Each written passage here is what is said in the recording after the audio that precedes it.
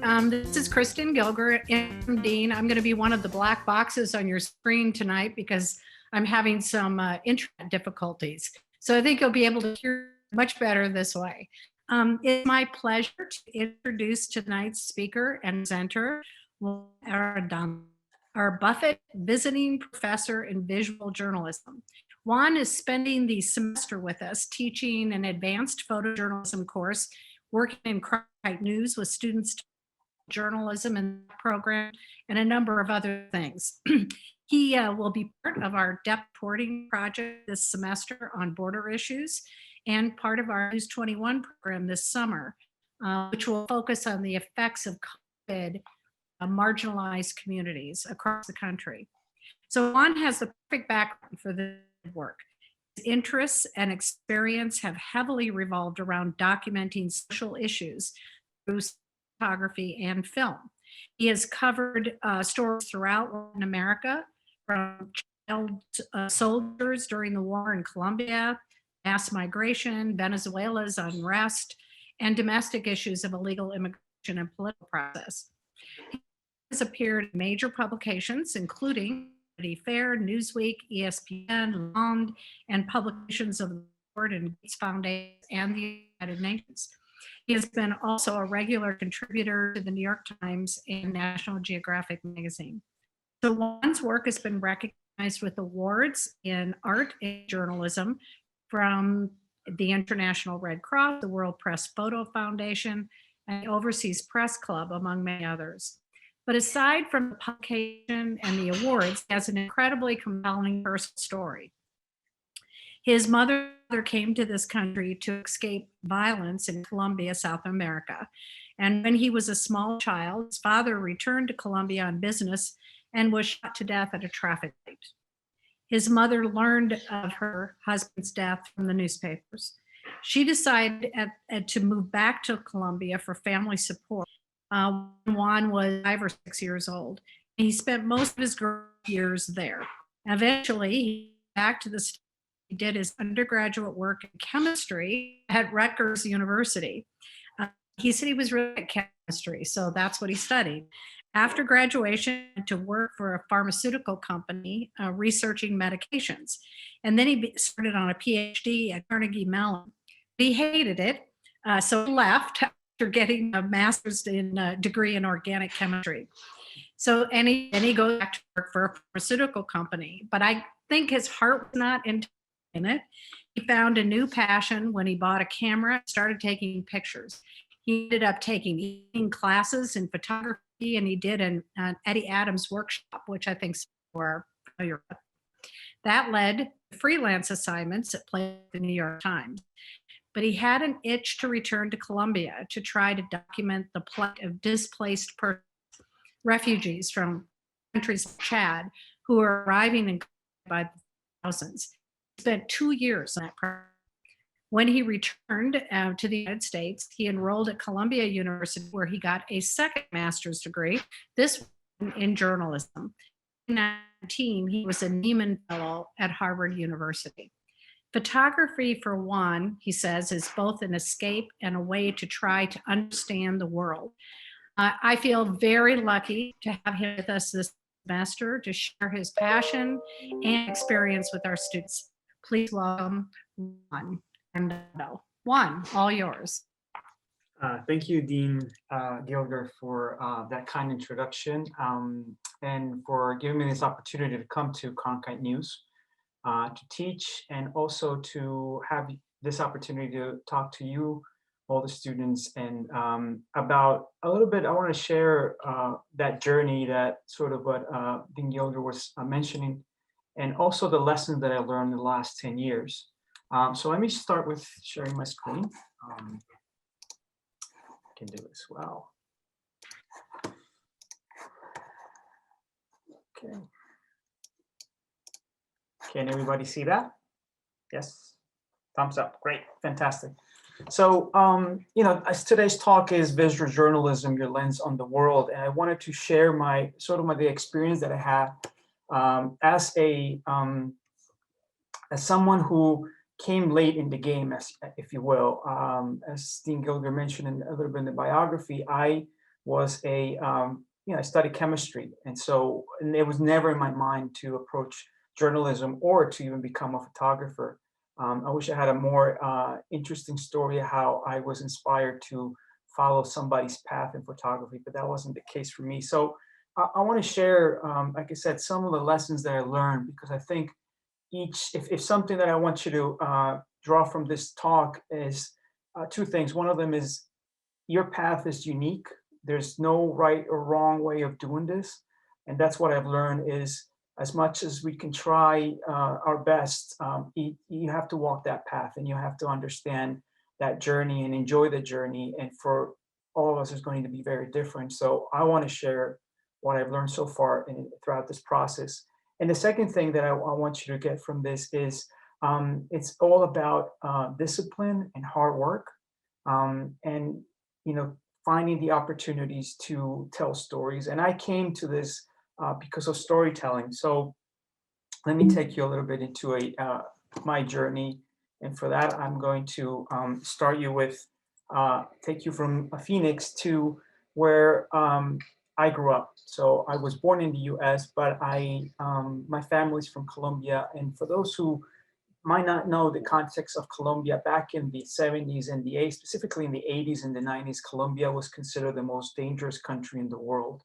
Violence was rampant, and the cartels had taken over basically Colombia, much like Mexico, but I guess we were the first to do that. And growing up in Colombia gave us one thing for sure, is that we normalized violence.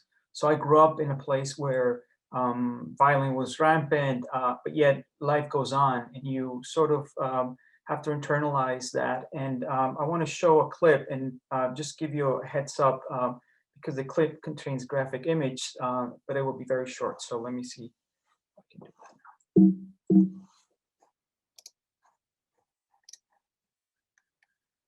now. So growing up, and this is a car bomb that went off in Medellin, and there were so many of them that you would just, you would hear the blasts, and you would just go about your business, and hopefully this time there was no cell phones, there was nothing, so you would go and leave your house. In my case, I would go to school, and then I would go swimming, and my mom wouldn't know what happened to me when these bombs went off. But you would hope to come back at night, and through the news, you would understand what was happening. That was the way to inform. So I guess the only thing that I could relate to journalism is that at my house, there always the big two newspapers, and we would wake up listening to the radio, and we'll go at night. We would go to bed watching the news. So I would say my family was always well informed, and the news has always been part of my life, and still to this day, I am very religious, and if not obsessed about news. So I always listen to news, read news, because I always wanted to be informed. That in itself, one thing that I remember clearly was that the director of one of the largest newspapers in Colombia was killed. Escobar had planted a bomb. So Pablo Escobar was this, drug dealer. If you want to know more in the context of that, there's a series called Narcos. Everyone references that series. I think is a glorified version of a criminal, but it's a somewhat accurate portrayal of that time. And I remember clearly this day because it shocked everybody. It was one of the most, I guess, horrific attempts against free speech, but also to the news.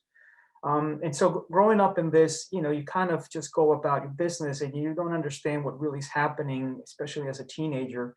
But if we, fast forward 15 years later, as Gene Gilger mentioned, I moved back to the States, especially we're fleeing violence, and I came to college here. I studied chemistry. I felt it was my calling because I was good at science, but at the end, it wasn't what I was hoping to achieve. So, I got a master's, hoping to get a PhD, but I left with a master's, and I joined Merck, which is one of the largest pharmaceuticals after Pfizer around the world. And then I felt some sort of emptiness, and I purchased this camera while I was in graduate school. I started playing with photos. And while I was there, I was living in Pittsburgh.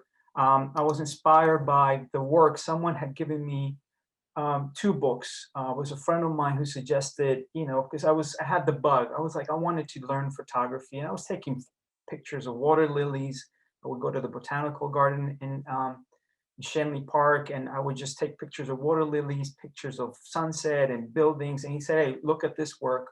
There'll be something there." And for some of the students, if my students are here at this talk, they know I mentioned this before, but it was throughout seeing how people were documenting the city and other bodies of work. Sebastián Salgao's, which is, one of his seminal works is called Workers Around the World.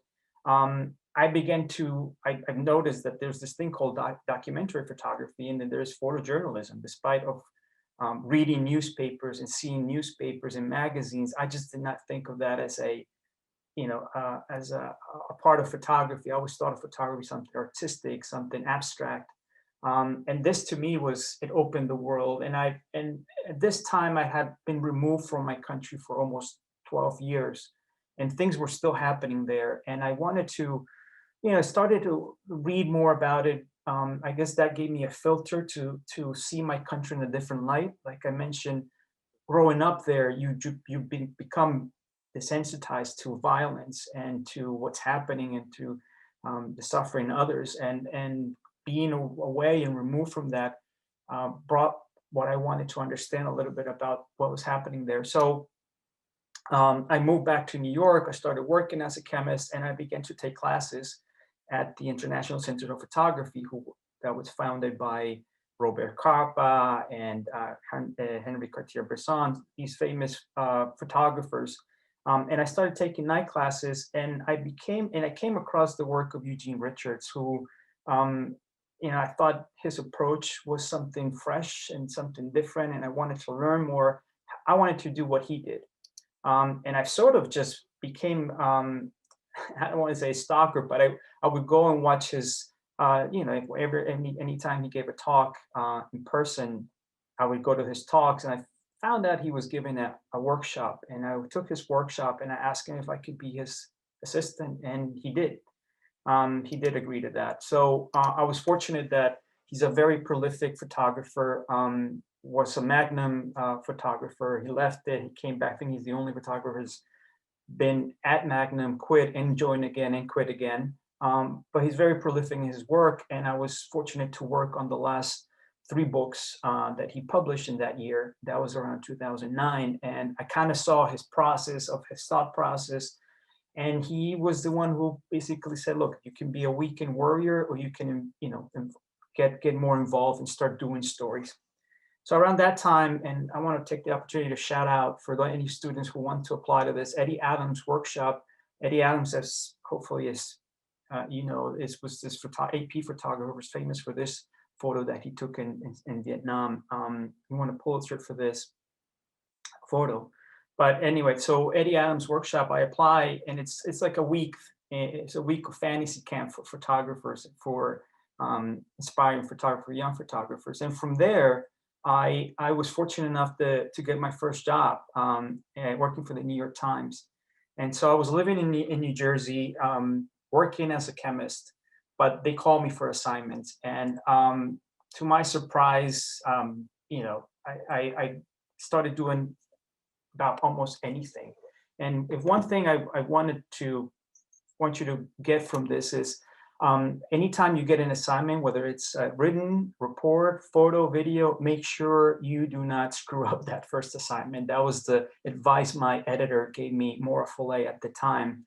She was the director of the Metro section, and she said, whenever we call you, just don't screw up the first assignment, and make sure you have good captions. And I started to take any assignments. I did real estate. I did, this is when Sandy hit the coast. I did restaurants. I was reporting veterans, sports, anything that I could get. And it was curious because I feel like I was living a double life. I was a chemist during the day and a photographer on the weekends or in the evenings.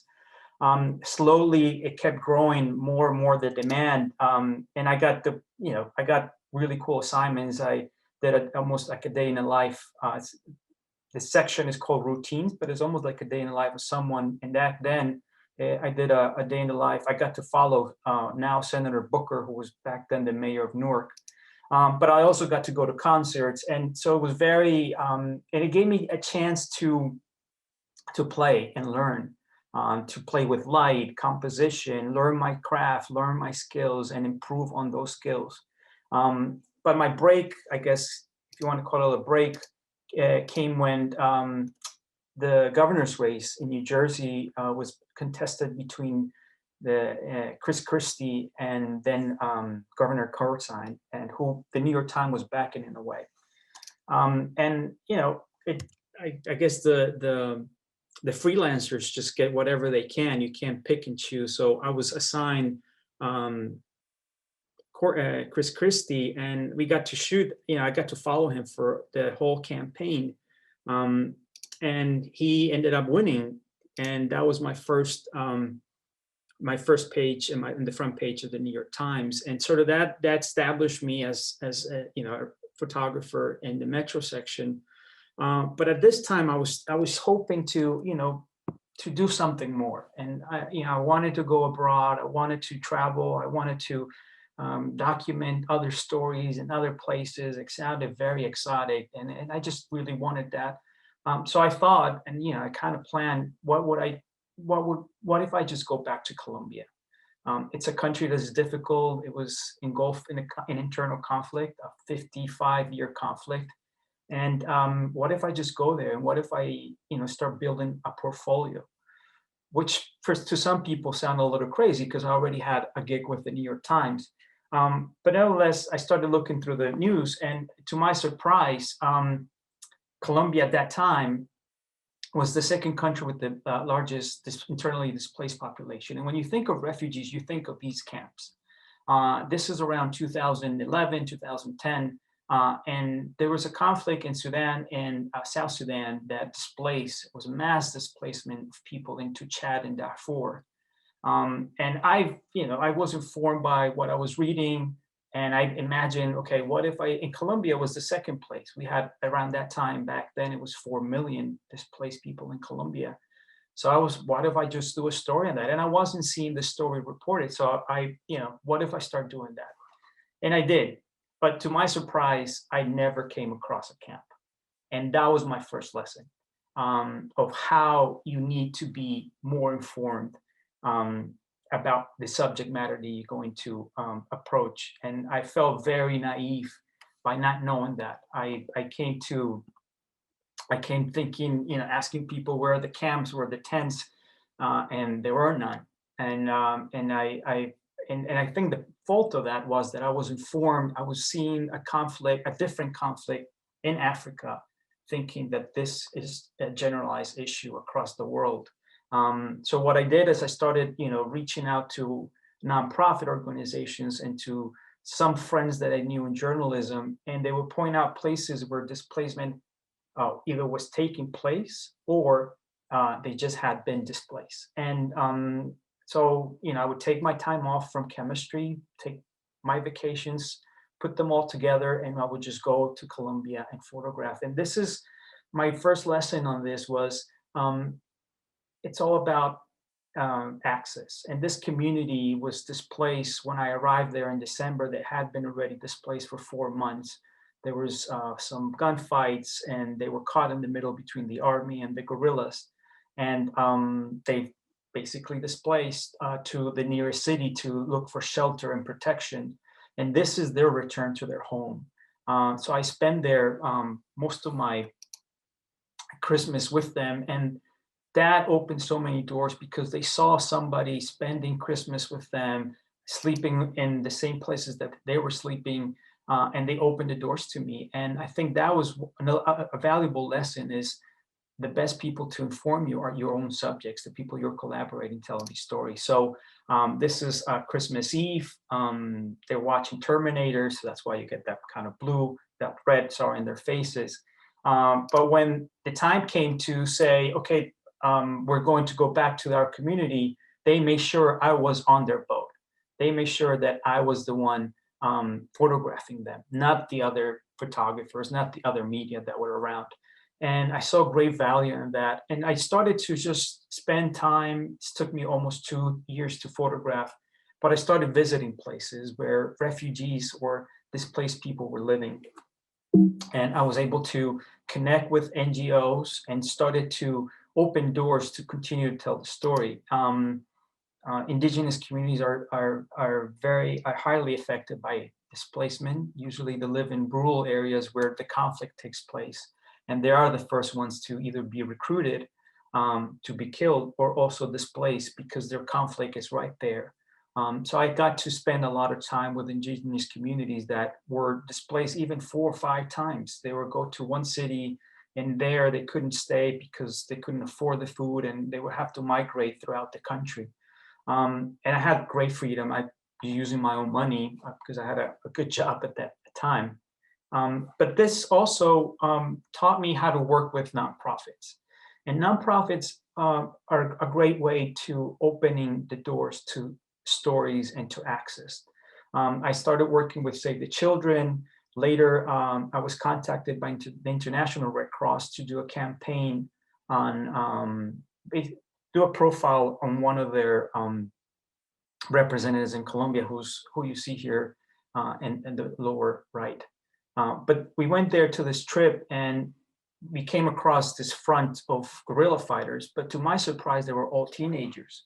So I took the pictures, I sent it to the International Red Cross, and it was great because they gave me access. But one thing that I learned from this is that partnership with NGOs is very valuable because it allows you to see stories that maybe they're not in the mass media or not a lot of people are talking about. The commander of this front allowed me to stay with them for 2 days. And I was able to see them doing drills, doing formations. And I hope you remember the title, Born into Conflict. Because, with these pictures, I came back with this set of pictures and I started thinking, I've not seen any reports or any stories about child soldiers in Colombia. You hear child soldiers usually it's in the Middle East or in Africa, but this is not in the news. And I started reading reports, and to my surprise, it was very little done. So I immersed myself in this story. It was all self-financed. Again, I was still working as a chemist, so I would be taking time off. And I started exploring, and I wanted to go beyond the headline, beyond this image that people usually see, which is them with the guns and the uniforms. I wanted to see who were the children or the teenagers under that veil. Like, who are they? What happens to them? Who are the communities affected by that? And I started traveling throughout Colombia looking for communities who had been affected, who their childhood had been basically stolen because of the war, and visiting indigenous communities, talking to some of the teenagers who were recruited and maybe they were lucky to leave the group or recovered, or maybe were taken as prisoners by the army, but later reunited with their families. And this project took almost 2.5 years to do. But it set me in the sense that it became, I started looking for money. So I started applying for grants and awards. This work was, to my surprise, it was recognized worldwide. And I got a couple of grants that helped me finance this work. I also got it published in several magazines, and it won the International Humanitarian Award from the International Red Cross, which is a big deal for the Red Cross. But I also was able to meet remarkable people. This mother, Josefina, she, when I was visiting some of these villages, she said, "Look, this is the only picture of my son. This is how I last saw him before he went and he was recruited by the ELN." To my surprise, I was visiting different attention centers, and I was there when she was reunited with the son. And that's kind of the work also with NGOs, nonprofit organizations, that they can help you make these connections and can tell you what's happening. The International Red Cross had taken that picture and distributed around the country to these attention centers to see if anybody had seen this, her son, and Emilio is his name, and he was there, and I happened to be there that night. So that was very rewarding. And it was a story, like I said, it was published. Later, I was able to publish in the front page of the New York Times. And that's when my name became associated with not only Colombia, but with these type of stories. And I guess one lesson is that, try to find your niche. And my niche was not only Colombia, but I became the guy who had access to either these armed groups or these type of stories. And this is early 2016. Colombia was about to sign a peace process. So I think I was positioned at the right time and at the right moment to start when the peace process happened. I already had access to some of the armed groups, and this is FARC. And I was looking for child soldiers in their ranks, and I couldn't find them, but I had the access. And I went and lived with the rebels for 3 months, and I had incredible access to what they were doing, how they were waiting. There was a ceasefire, and they was just waiting to see what happened with the peace accord. And I got to see changes within not only their ranks, but also in the country. And one of the biggest changes is that they were allowed now to have children. Her story is a really difficult one, but briefly, she was 16 years old when she was recruited by the FARC, and she left her home. She had 7 abortions while she was at FARC, and this is around 2017. And she went up to her commander and said, with my partner, I think we're ready to have it. We wanted to have a kid, and the commander said, yeah, now you're free to do whatever you want. And it was very shocking to see this culture where you had to go up and ask permission to see if you can have your own kid now. But I stayed and I followed this story. And basically I followed them for 1 year. So Celeste is the little girl, Emilia is the mother. And this is a story I published in National Geographic, which was a year in a rebel's life, trying to peace and reconciliation.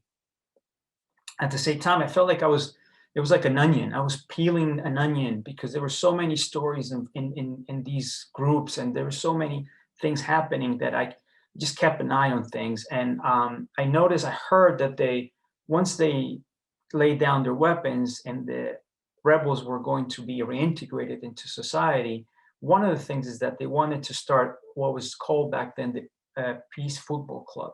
So they wanted to form a professional soccer team made out of former rebels to play in a professional league. Now, this never took place, but I started to work on this story, and I pitched it to an editor at ESPN, and he allowed me to, take 3 months to work on this story. I followed the different soccer teams that were playing in different places.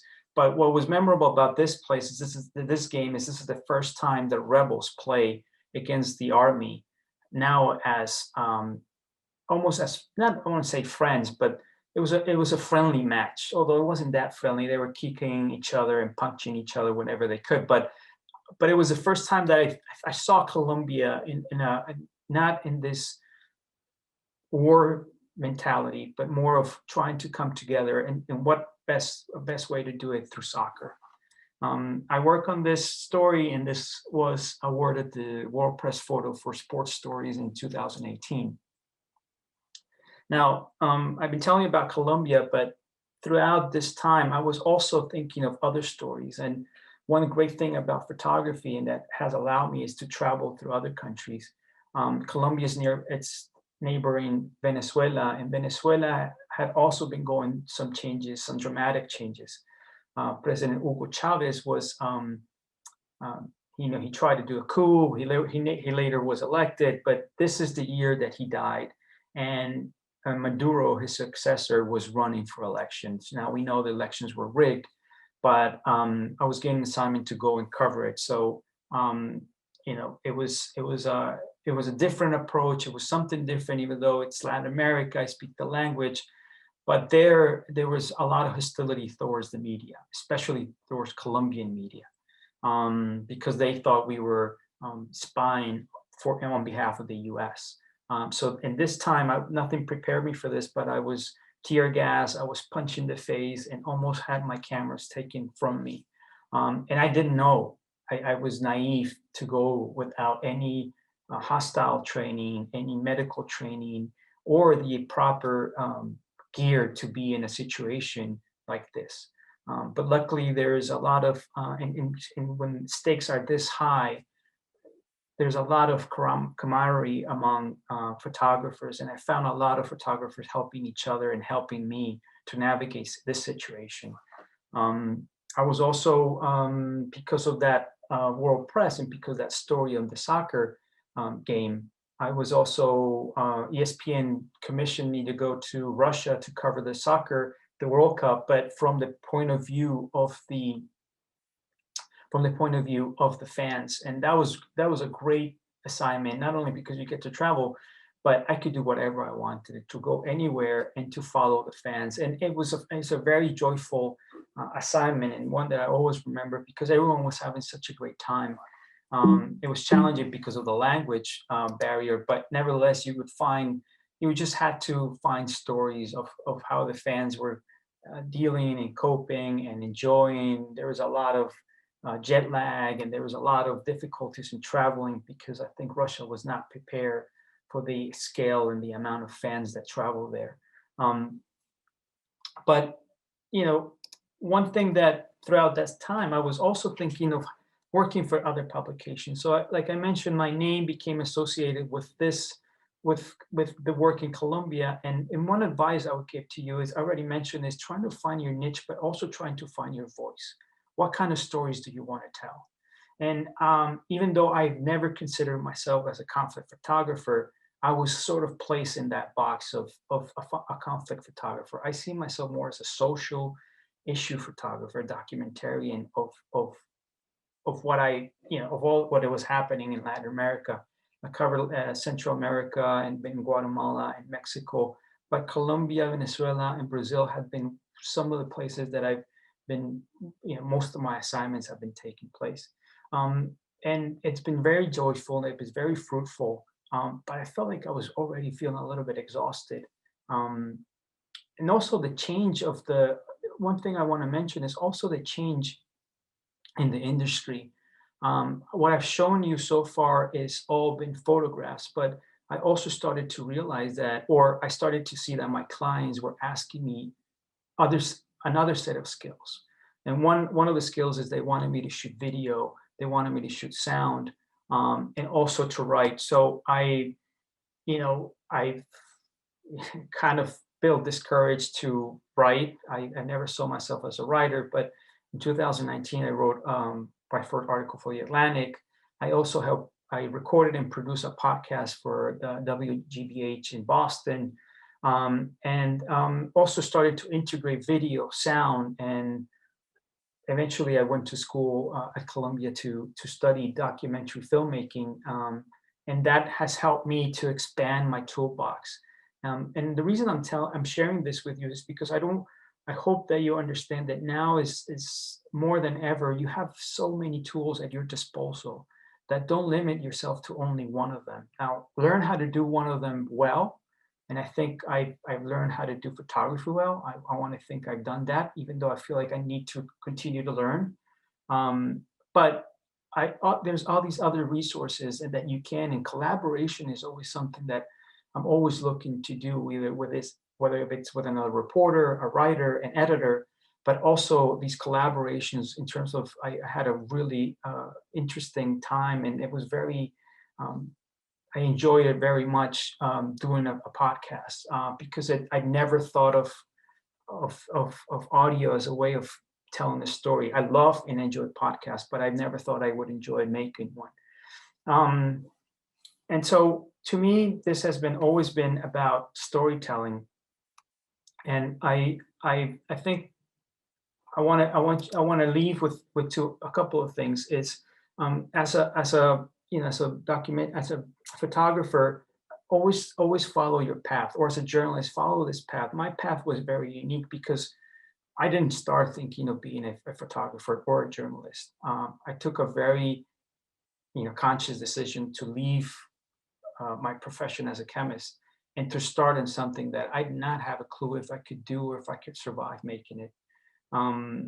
luckily, I moved to a country that I knew very well. I could live a frugal life, but also I was very disciplined in trying to make myself available to the needs of my clients, to the needs of what the media was looking for, at least in Colombia. And I feel like I was at the right place at the right time. And feel very privileged to be documenting history as a photographer, and especially the history of my country. So now things have changed. I was lucky to be able to spend a year in as an Neiman Fellow, and now teaching. But that's basically what I wanted to share with you. It's always, now you're in a setting right now where you can make mistakes. I made several mistakes, and one of them I think I share with you is not knowing the context of the stories. But you learn, and the idea is to grow always out of those stories, and to see how you can make it, improve it into the next one. So I hope this has been really helpful and insightful. Um, I want to be able to share more of this, and always to be approachable. So if you ever have a question about how to do reporting abroad, um, please feel free to ask me. No one told me how to do this, so it was a learning curve for me. But that's the reason why I'm hopefully here sharing with you. And with that, I think I would just want to end it, and thanking you for your attention. And I hope you can, if you have any questions, I'll be happy to answer them. And Dean Gilger, I don't know if I went over time or this is right about the Oh, you're time. great. You're great. Okay, You want to great. stop sharing? You want to stop sharing your Sure, I screen? will. All right. So there are a couple of questions. I'm not every join in asking questions in chat, but I do want to ask you. I want to start it off with a couple. So one is a couple of the photos that you showed. The picture of the hand of a pregnant woman's belly. Um, of Chris Christie, and there's a child in a somersault, I think, Yeah. in the background. So when you get those kind of photos, are you just right time, place, or are you waiting for something to happen, or anticipating something is going to happen, and then you're there to take the photo? Yeah, so that car wheel photo got me. Nicola Christoph sent me an email like saying that it was one that he enjoyed a lot. That with whatever was published of Chris Christie. So I was there to make a portrait of him, and he's talking to the reporter. The reporter is standing next to me, but I never took my camera off, the eye out of the camera. I was always photographing and waiting for the moment. And I saw his daughter coming around. I wasn't expecting her to do a car wheel, but when she did, I just snapped. And I think it was only 3 snaps that I did. So I'm always waiting for something to happen. And especially because you can miss the moment very easily. And this made a great picture of it. The other, with the woman in the hands and the belly, it's the same thing. I was doing a portrait of her, and I've kind of seen what people do with her. That was early in the morning, and I've already seen that, they all come and touch her belly and tell her how she's doing.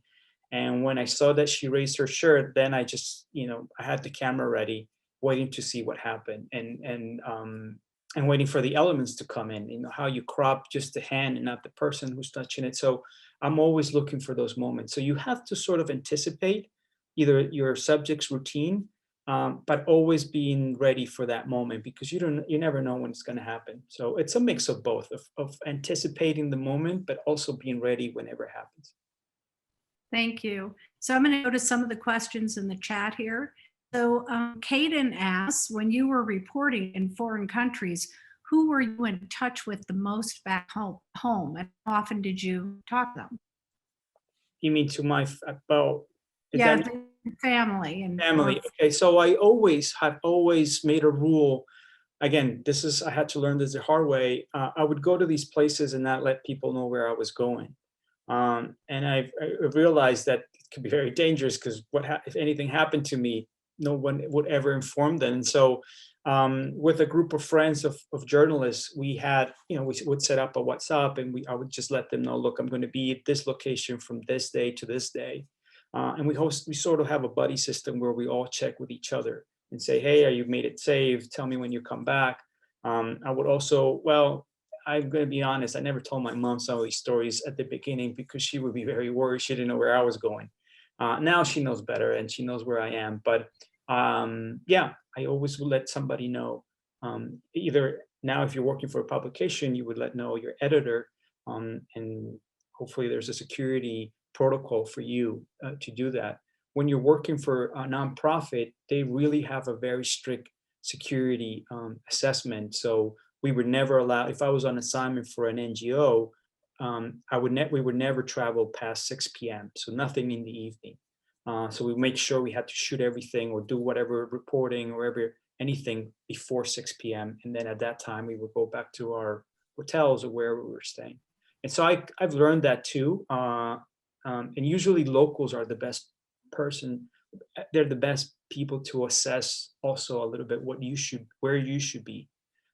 If you're caught late at night, they will let you know you shouldn't be out there. And I always go with my gut in that sense, and I always trust the people I'm working with that to let me know. If they say we shouldn't be here, I don't push it. So, did you find yourself in real danger? luckily, I've never, well, except for Venezuela, where that was a crash course on what not to do. So I didn't take a gas mask with me. I didn't take a flat jacket or helmet. I didn't take any protective equipment with me. And yeah, and those guards they punched me a couple of times just to get my camera. And a trick that I learned is just to hand them an SD card. And I had one with nothing in it, and I gave them that, and they just let me go.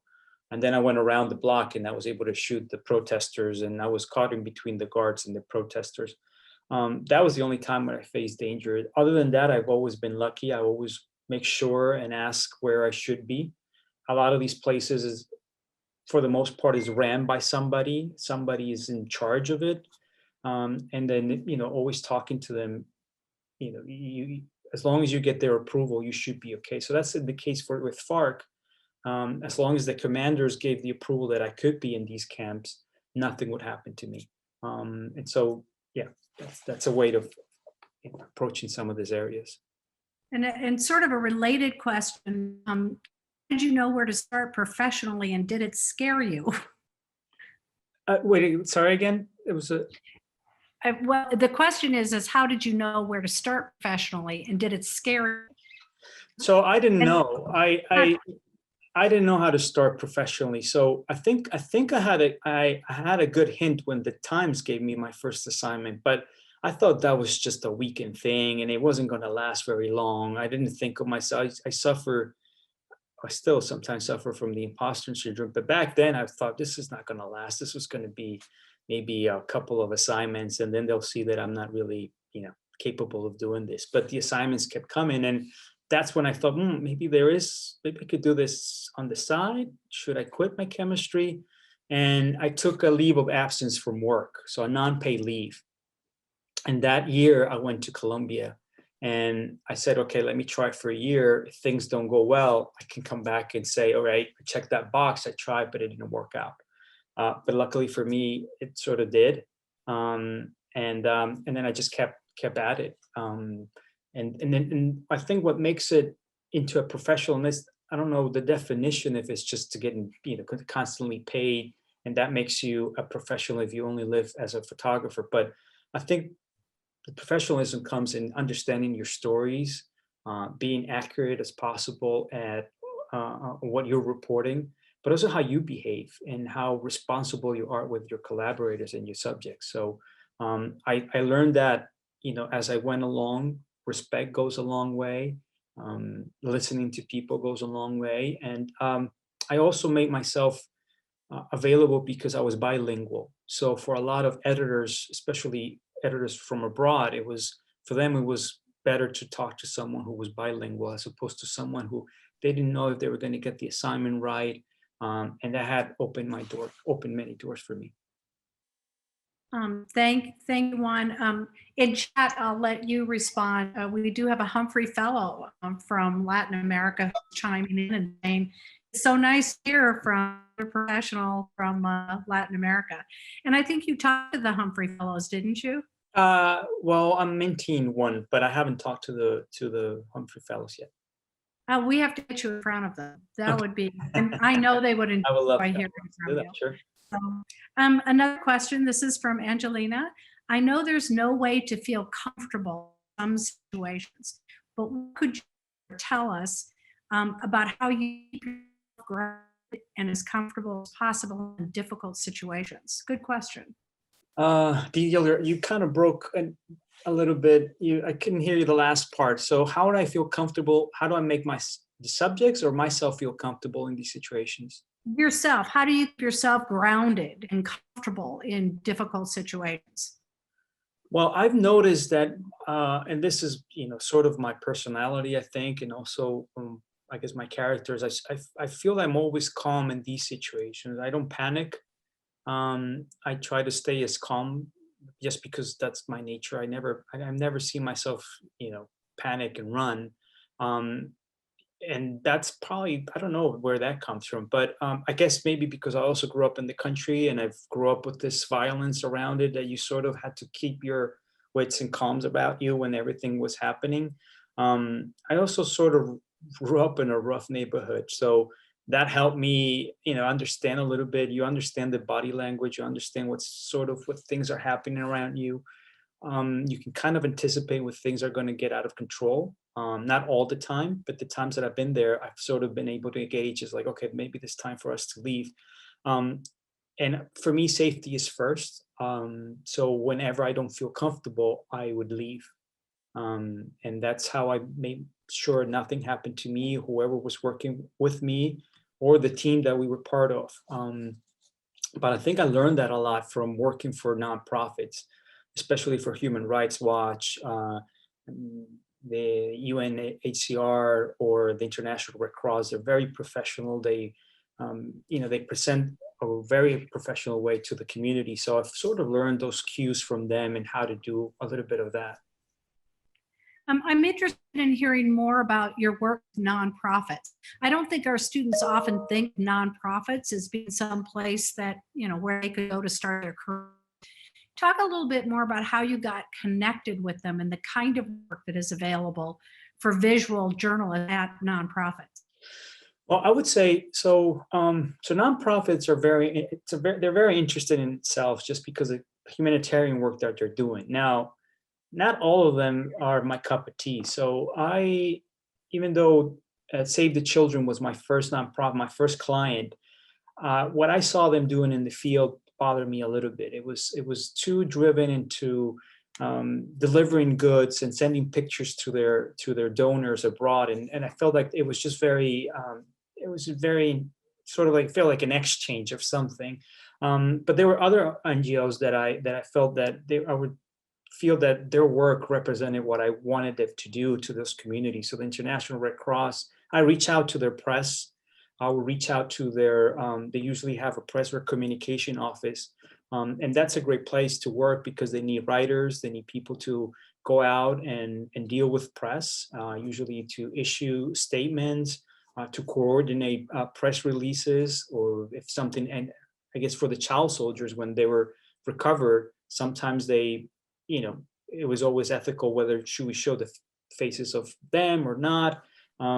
So there's a lot of room for that. For visual journalists, there's always been work for them. So what I would do sometimes is I would reach out to their offices, but they would say, "Oh, I'm sorry, our headquarters is in New York." So if I happen to be in New York, I would reach out to the press office and say, "Hey, do you mind if I come into your office? I wanted to show my work. I'm in Colombia." And they're always welcoming. They're always wanting to talk to new photographers, just to see what other visions they can bring, the access. And I struck, good relations with them, and I worked for the UN mine action system. So I did some work in Colombia as well, of landmine control and landmine removal. And with them, we kind of sat down and said, okay, we want to do a campaign. How will we do a campaign? If we can do a campaign that it could be visual driven. So I proposed to them, what if we do this in videos and do testimonials, And that was a great way for me to ensure and work with them, but also access to the subject. So I'm always thinking of working for my client, but also thinking what other stories I could get from this connect, from this partnership, and how else, what they're missing, what, I propose sometimes workshops as them, because a lot of times they can't afford a professional photographer. So whoever's in the field is the one who has to go and take the pictures, but they would come back frustrated because their pictures were not good, and they couldn't use them for their annual report. And so I also found a niche in saying, okay, well, what if I just teach you a weekend workshop? And, word got around to several NGOs that I was teaching workshops to their employees to go out in the field and take better pictures. So always look for those opportunities. You can always bring so much to these organizations. They can't always think about all the needs that they have. And they just, because they're so busy with things, and always coming with a fresh perspective and saying, okay, what can I bring to you that can be of value? And in that case, it was teaching them better photography, taking better pictures, but also what kind of products do you need? And I think there's a great opportunity for journalists to work in NGOs. So I'm not going to phrase this question, but an NGO they're not journalists. It's not a journalism organization. Do you ever feel like it was going to compromise you in your journalism work? And did you ever face sort of ethical issues when you dealt with an NGO or a nonprofit? I never had any.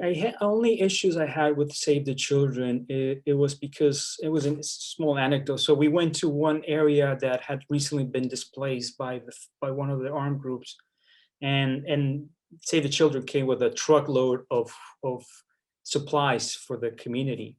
But it was donations from donors, sort of for the redundancy, but from donors abroad. And what they brought to them were, sneakers size 14 for people who are size 8, extra large t-shirts, things that they just, that the community wasn't needing at that time.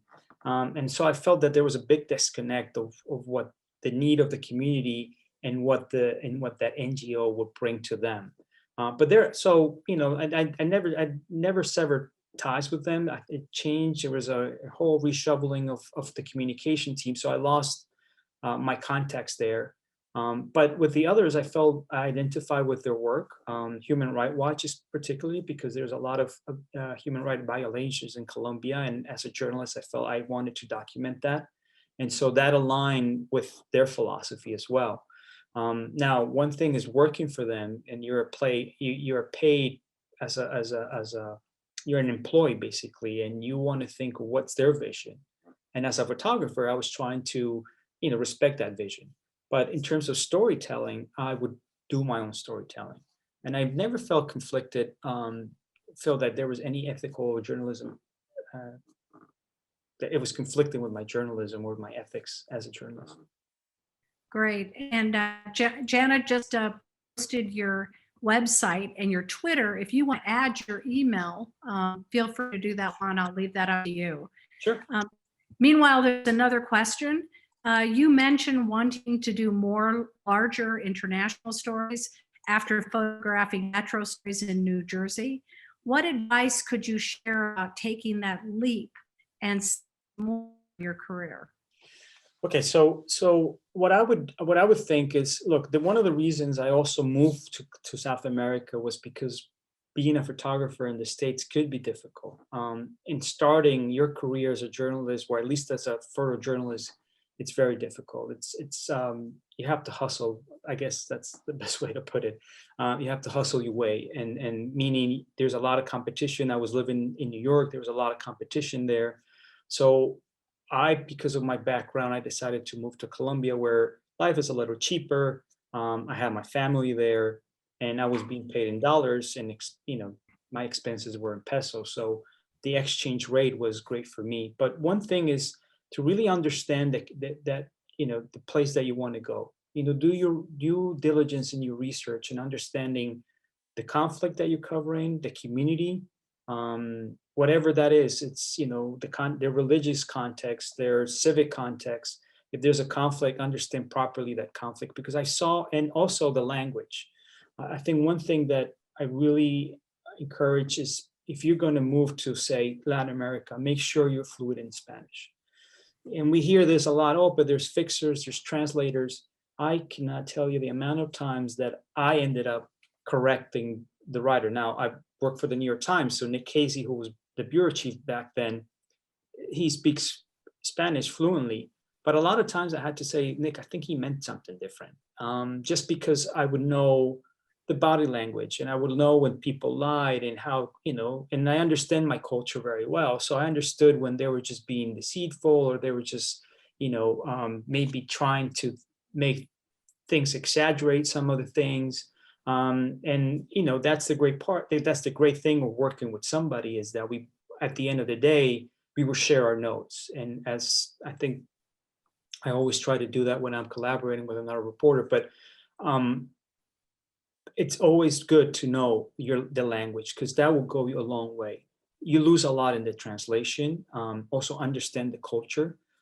There's some things that you might say that can be offensive to the culture that you're reporting. And so that's a big thing. It's just understanding what you're getting into. And for that you can reach out to, there's a lot of journalists in these places. There's always niches and communities of journalists that you can reach out, who can help you navigate, put things in context. But for me, I guess the advice would be to look for a place that you're drawn to for whatever reason. If it's a conflict, it's a story, try to learn as much as you can from it, and the language. I think the language goes a long, long way. Okay, I think, and I think we're through the questions in the chat, so I get to ask it. You talked a little bit about learning videography and adding that and documentary videography to your portfolio. Was that a difficult transition? And what have you worked on the documentary side? And what are you working on right now? What's your next big project? So I know that was more than one question. No, so the reason I migrated, or I've been interested in documentaries, because I started to get from clients requests of going and shooting. Go shoot an interview, go shoot a B-roll and send it to us. And I grew frustrated of seeing them putting it together, the final product, the post-production product, and not being happy with what they were putting together. And I felt like I didn't have control of my work. And so I wanted to learn how to do it. And I tried to do it on my own. And it wasn't really working out well. And I decided, okay, you know what, maybe I should go to school for this. Now, probably a lot of people don't have to do that. But to me, it was great because it gave me the structure of how to think visually in terms of moving image as opposed to still images. And that's always hard, especially if you're coming from photography. Now, we as photographers bring something to video as a unique way of framing things and seeing the great picture. But I had a hard time separating those. And I think last week I taught multimedia in my class, and I told them, you're going to do it, allocate time for video and allocate time for photography. Doing both at the same time, it's very difficult. Because I would find myself trying, doing video and trying to say, oh, but this is a great picture. And then I would just mess up the video. So that taught me how to do that. And I did some shoots for small shorts for New York Times, but I worked on a documentary in Colombia about peace and transitional justice. That was in 3 different countries. It was in Bosnia and Congo and Colombia. And I got a great opportunity to be the camera guy, the director of photography there. And I was given a lot of latitude. I loved it. I loved that experience. But then I worked on different, last year I worked on a documentary, a commercial work for Walmart.